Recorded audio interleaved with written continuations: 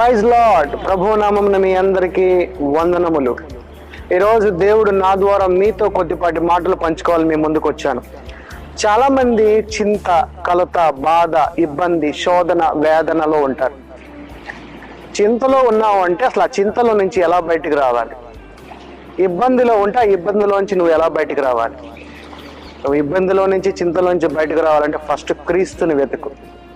నీలో నివసిస్తున్న క్రీస్తుని వెతుకు.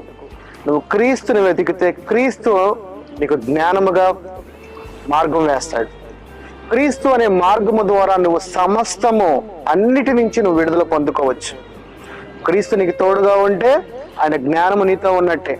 ఆయన జ్ఞానము నీ ముందంటే ఆయన చేసే ప్రతిదీ కూడా నీ శోధన, ఇబ్బంది కరముల నుంచి నిన్ను విడిపించి ఆయన మార్గంలో తీసుకుని వెళ్ళిపోతాడు.